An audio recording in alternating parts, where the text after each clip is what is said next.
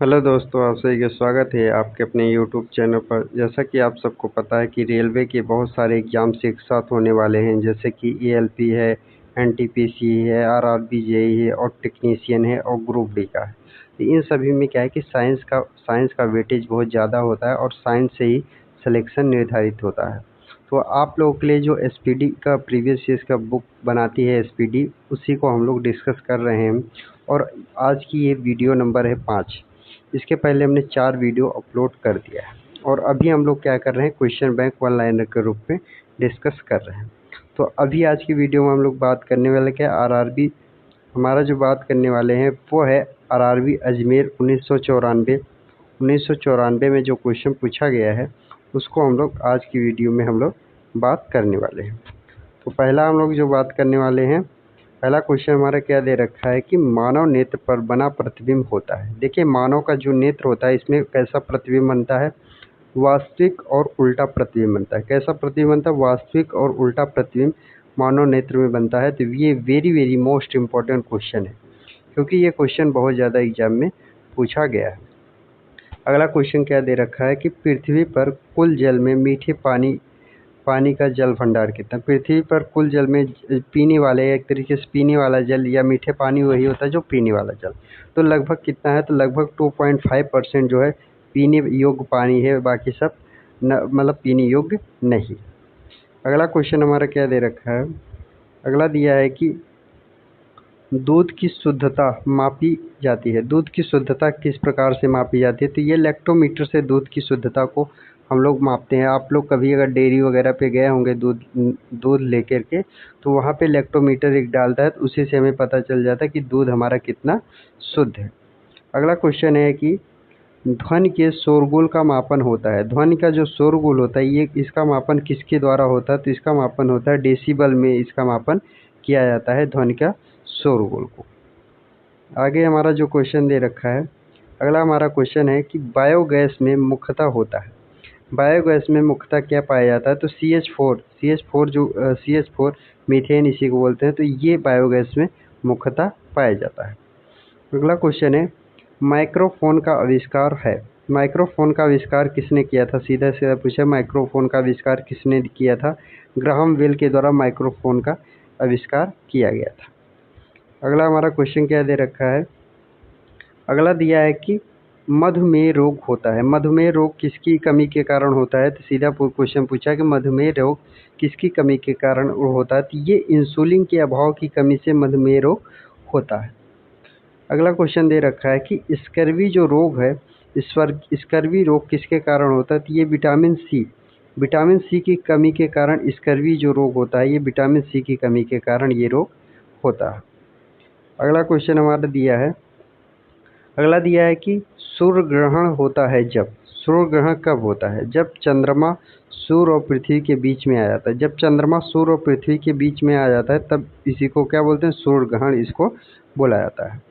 अगला क्वेश्चन है pace maker संबंधित है। पेस मेकर संबंधित किससे, पेस मेकर जो है हृदय से संबंधित है। जब किसी का हृदय पंप करना बंद कर देता हो तो उसी की जगह पे पेस मेकर लगाया जाता है, तो उसे बोलते हैं पेस मेकर का संबंध हृदय से है। अगला क्वेश्चन हमारा दे रखा है, अगला दिया है विरंजक चूर्ण का सूत्र है। विरंजक चूर्ण का सूत्र क्या होता है, CaOCl या इसी को बोल सकते हैं CaOCl2, इसको ऐसे भी लिख सकते हैं। तो CaOCl ये विरंजक चूर्ण का सूत्र होता है। अब हम लोग आगे जो डिस्कस करने वाले हैं वो डिस्कस करने वाले हैं कि आरआरबी चंडीगढ़ 1995 में जो रेलवे के द्वारा क्वेश्चन पूछा गया है, इसको हम लोग डिस्कस करने वाले हैं।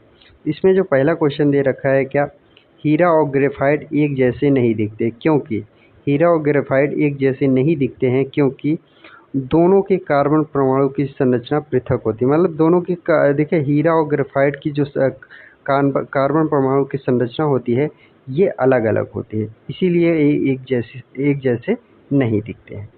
अगला क्वेश्चन हमारा क्या दे रखा है, अगला दिया है कि प्राकृतिक बहुलक है। प्राकृतिक बहुलक कौन सा है, प्राकृतिक बहुलक हमारा रबड़ होता है, ये प्राकृतिक बहुलक इसको बोला जाता है, प्रकृति के द्वारा ये बहुलक प्राप्त है। अगला क्वेश्चन है हमारा कच्चे फलों को कृत्रिम ढंग से पकाने के लिए प्रयोग किया जाता है? ये very very most important question है और ये क्वेश्चन बहुत ज़्यादा एग्जाम में पूछा जाता है। तो देखिए, कच्चे फल को पकाने के लिए कृत्रिम मतलब मानव के द्वारा कृत्रिम रूप से पकाने के लिए इसके लिए कौन सी चीज़ उपयोग की जाती है? एसिटिलीन गैस के द्वारा कच्चे फल पकाए जाते हैं। आजकल ज़्यादा से ज़्यादा इसी गैस के द्वारा कच्चे फलों को पकाया देखते हैं आप लोग, आम आने लगता है तभी पके पके आम आ जाते हैं, जो छोटे छोटे हैं तो वो भी पक जाते हैं, तो वो एसिटिलीन गैस के कारण ही पकाया जाता है।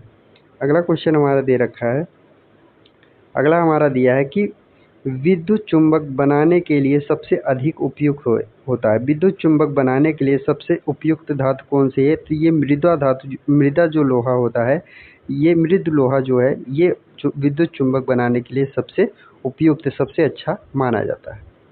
अगला हमारा क्या है, अब हम लोग डिस्कस करने वाले हैं क्या, आरआरबी मुंबई 1995 में जो रेलवे के द्वारा क्वेश्चन पूछा गया है, इसके बारे में हम लोग बात करने वाले हैं।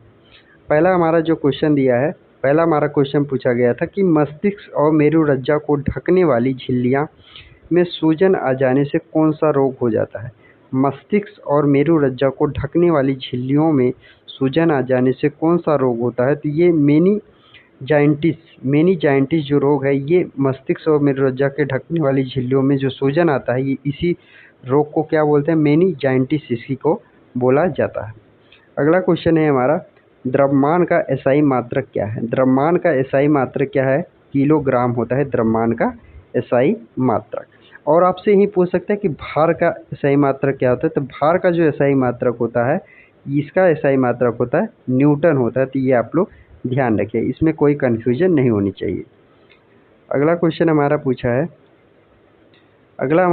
है कि पौधों और जीवों के स्थान वितरण के अध्ययन का नाम क्या है? पौधों और जीवों के स्थान वितरण के अध्ययन का नाम क्या है? इसी को बोलते हैं बायोजियोग्राफी। इसी को क्या बोलते हैं? बायोजियोग्राफी इसी को बोला जाता है। अगला क्वेश्चन हमारा दे रखा है कि क्षेत्रफल एक क्या है? क्षेत्रफल अदिश राशि है कि सदिश राशि? क्षेत्रफल जो है ये अदिश राशि है। अब अदिश राशि आपको पता होनी चाहिए क्या होती है। तो अदिश राशियों में क्या होता है, परिमाण तो होता है लेकिन इसमें दिशा नहीं होती। क्या होता है? परिमाण तो होता है लेकिन इसमें दिशा नहीं होती, इसी को अदिश राशि बोला जाता है। अगला क्वेश्चन हमारा दिया है क्या, अगला दे रखा है कि सौर मंडल का सबसे बड़ा ग्रह कौन सा? सौर मंडल का सबसे बड़ा ग्रह कौन सा है? तो सौर मंडल का सबसे बड़ा ग्रह बृहस्पति है। और आपसे पूछ सकते हैं कि सबसे छोटा ग्रह कौन सा है? बुध जो है ये सबसे छोटा ग्रह है सौर मंडल का।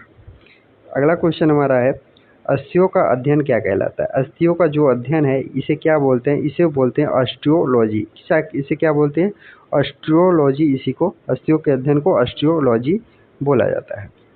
अब हम लोग बात करने वाले हैं क्या, आरआरबी भोपाल 1995 में जो रेलवे के द्वारा क्वेश्चन पूछा गया है, इसके बारे में हम लोग बात करने वाले हैं। पहला हमारा जो क्वेश्चन पूछा गया है वो है, प्रोटीन का सबसे अधिक समृद्ध स्रोत क्या है? प्रोटीन का सबसे अधिक समृद्ध स्रोत क्या है? तो प्रोटीन अगर आपको चाहिए तो सोयाबीन्स और मशरूम जो है, इसके खाने से सबसे ज़्यादा हमें प्रोटीन प्राप्त होता है। अगला क्वेश्चन है, ध्वनि तरंगे यात्रा नहीं कर सकती। ध्वनि तरंगे यात्रा नहीं कर, ध्वनि जो है, ध्वनि तरंगे या ध्वनि किस में यात्रा नहीं कर सकते? निर्वात जो होता है इसमें ध्वनि या ध्वनि तरंगे यात्रा मतलब गमन नहीं कर सकती। अगला हमारा क्वेश्चन दे रखा है क्या, कि अंतरिक्ष यात्री को अंतरिक्ष लगता है। अंतरिक्ष यात्रियों को अंतरिक्ष कैसा लगता है? तो ये अंतरिक्ष यात्रियों को अंतरिक्ष काला लगता है। देखने में कैसा लगता है? काला लगता है। अगला क्वेश्चन है, रक्तदाब को मापने के लिए प्रयोग किया जाता है। रक्तदाब को मापने के लिए किसका प्रयोग किया जाता है? स्फिग्नोमीटर का प्रयोग, रक्तदाब को मापने के लिए स्फिग्नोमीटर का प्रयोग किया जाता है। नेक्स्ट क्वेश्चन दे रखा है, रेडियन किसकी इकाई है? रेडियन जो है ये कोण की इकाई होती है। रेडियन किसकी इकाई है? ये कोण की रेडियन इकाई है। अगला क्वेश्चन हमारा पूछा गया है कि खून की कमी से कौन सा रोग होता है? खून की कमी से कौन सा रोग होता है? इसी को बोलते हैं एनीमिया। अगर खून की कमी आ जाती है तो इसी को क्या दिया जाता है? एनीमिया रोग इसी को बोला जाता है। अगला क्वेश्चन है, भारी जल शब्द किसका सूचक है? सीधा भारी जल जो शब्द है ये ड्यूटेरियम ऑक्साइड D2O। भारी जल का सूत्र क्या होता है? D2O। भारी जल का सूत्र D2O और साधारण जल का सूत्र होता है H2O, साधारण जल का। और अणुभार की बात करें तो साधारण जल का अणुभार जो होता है ये होता है 18, लेकिन भारी जल का अणुसूत्र होता है 20। ये भी आप लोग याद रखिएगा। अगला क्वेश्चन दिया है। अगला हम लोग बात करने वाले हैं RRB अहमदाबाद 1995 में जो क्वेश्चन पूछे गए हैं उसके बारे में हम लोग बात करते हैं। तो पहला हमारा जो यहाँ पे क्वेश्चन दे रखा है, पहला हमारा क्वेश्चन दिया है कि विटामिन जो आँखों के लिए अच्छा होता है, आँखों के लिए कौन सा विटामिन सबसे अच्छा होता है? तो विटामिन ए जो है ये आँखों के लिए सबसे अच्छा होता है। नेक्स्ट क्वेश्चन है हमारा, कोबाल्ट पाया जाता है, कोबाल्ट किस में पाया जाता है? कोबाल्ट जो है B12 जो विटामिन होता है, B12 विटामिन में कोबाल्ट की उपस्थिति पाई जाती है। अगला क्वेश्चन हमारा दिया है, अगला क्वेश्चन है कि आवेश की मात्रा का मात्रक है, आवेश की जो मात्रा का मात्रक क्या होता है? तो ये एम्पियर सेकेंड जो है ये आवेश की मात्रा का मात्रक है। नेक्स्ट क्वेश्चन है, डायनामाइड में मुख्य रूप से पाया जाता है, डायनामाइड में मुख्य रूप से क्या पाया जाता है? तो डायनामाइड में नाइट्रोग्लिसरीन मुख्य रूप से पाया जाता है, नाइट्रोग्लिसरीन मुख्य रूप से डायनामाइड में पाया जाता है। अगला दिया है क्वेश्चन हमारा, शरीर में एनीमिया रोग उत्पन्न होता है, शरीर में एनीमिया जो रोग है ये आयरन की कमी से एनीमिया रोग शरीर के अंदर मतलब हो जाता है। अब हम लोग आगे बात करने वाले हैं कि आगे जो है RRB गुवाहाटी 1996 में जो रेलवे के द्वारा क्वेश्चन पूछा गया है इसके बारे में हम लोग बात करने वाले हैं। पहला हमारा क्वेश्चन है, नींबू में पाए जाने वाला अम्ल कौन सा है? नींबू में पाए जाने वाला अम्ल क्या है? इसी को बोलते हैं साइट्रिक अम्ल। नींबू में पाए जाने वाला अम्ल क्या है? साइट्रिक अम्ल इसी को बोला जाता है। अगला क्वेश्चन है, वायुमंडलीय हवा का सर्वाधिक घटक कौन सा है? वायुमंडल में सबसे ज़्यादा कौन सा घटक पाया जाता है? तो वो है नाइट्रोजन। कितने परसेंट? 78% नाइट्रोजन पाया जाता है। उसके बाद हमारा है क्या? ऑक्सीजन। कितने परसेंट पाया जाता है? ऑक्सीजन 21% के आसपास में पाया जाता है। अगला हमारा क्वेश्चन दे रखा है, अगला दिया है कि गैसोहाल बनता है, गैसोहाल कैसे बनता है? तो ये पेट्रोल तथा एथेनॉल के मिश्रण से गैसोहाल का निर्माण किया जाता है। नेक्स्ट क्वेश्चन है, अंधापन किस विटामिन की कमी से होता है? आँखों में अंधापन या विटामिन ए की कमी से अंधापन रोग होता है, विटामिन ए की कमी से आँखों के अंदर रोग पाया जाता है। अगला क्वेश्चन हमारा दिया है, कार्बन के दो मुख्य अपर रूप कौन से हैं? तो हीरा और ग्रेफाइट कार्बन के दो मुख्य घटक हैं। अगला क्वेश्चन हमारा क्या दिया है, अगला दिया है कि शरीर की सबसे बड़ी हड्डी कौन सी है? शरीर की सबसे बड़ी हड्डी फीमर है और ये कहाँ पर पाई जाती है? ये जांघों में, फीमर जो हड्डी ये जांघों में पाई जाती है शरीर की सबसे बड़ी। आपसे शरीर की सबसे छोटी हड्डी पूछता है तो वो कौन सी है? स्टेपिस। और ये कहाँ पर पाई जाती है? तो ये कान में पाई जाती है। कहाँ पर पाई जाती है? कान में। स्टेपिस जो हड्डी है ये कान में पाई जाती है और शरीर की सबसे छोटी हड्डी है। नेक्स्ट क्वेश्चन है हमारा, मानव शरीर में कुल हड्डियों की संख्या कितनी है? तो देखिए मानव शरीर के अंदर 206 हड्डियां होती हैं, लेकिन अगर यही बच्चों की बात कर लेता है तो 300 हड्डियां बच्चों के अंदर पाई जाती हैं। अगला क्वेश्चन हमारा दिया है, अगला दिया है कि प्रकाश वर्ष मात्रक है, प्रकाश वर्ष किसका मात्रक है? तो देखिए प्रकाश वर्ष जो मात्रक है ये दूरी का मात्रक है। किसका मात्रक है? प्रकाश वर्ष दूरी का मात्रक है। नेक्स्ट क्वेश्चन है हमारा, पोजिट्रॉन की खोज की थी, पोजिट्रॉन की खोज किसके द्वारा की गई थी? इसकी खोज एंडरसन के द्वारा पोजिट्रॉन की खोज किया गया था। नेक्स्ट क्वेश्चन है, पानी का अधिकतम घनत्व होता है, पानी का जो अधिकतम घनत्व होता है ये 4 डिग्री पर पानी का सबसे अधिकतम घनत्व होता है। नेक्स्ट क्वेश्चन है, अगला हमारा क्वेश्चन दे रखा है कि सूर्य की पराबैंगनी किरणों से पृथ्वी की रक्षा कौन करता है? सूर्य की जो पराबैंगनी किरणें धरती पर आती है और इसकी रक्षा कौन करता है? ये ओजोन परत इसकी रक्षा करती है। ओजोन का फार्मूला होता है O3, ओजोन का सूत्र होता है।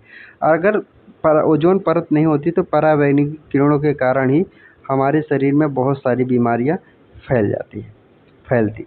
अब हम लोग आगे बात करने वाले हैं, आगे कहाँ की बात करें? RRB त्रिवेंद्रम 1996 में जो क्वेश्चन रेलवे के द्वारा पूछा गया है उसके बारे में हम लोग बात करेंगे। तो पहला इसमें जो क्वेश्चन पूछा गया था कि डायनमो का आर्मेचर बना होता है। डायनमो का जो आर्मेचर होता है ये किसका बना होता है? तो ये इस्पात का बना होता है, लोहे का बनाया जाता है। नेक्स्ट क्वेश्चन है, पृथ्वी पर एक व्यक्ति का वजन 600 न्यूटन है, तो उसका वजन चाँद पर कितना होगा? तो चाँद पर होगा 100 न्यूटन, क्योंकि चाँद पर चंद्रमा पर जाने पर 1/6 वजन हो जाता है। कितना हो जाता है? वजन हो जाता है, तो 100 न्यूटन उसका वजन चंद्रमा पे रह जाएगा। अगला क्वेश्चन हमारा क्या दिया है? अगला दिया है कि सोने का अपेक्षिक घनत्व कितना होता है? सोने का अपेक्षिक घनत्व कितना होता है? तो ये 19.30 ग्राम प्रति सेंटीमीटर क्यूब होता है और सोने का अपेक्षित घनत्व होता है।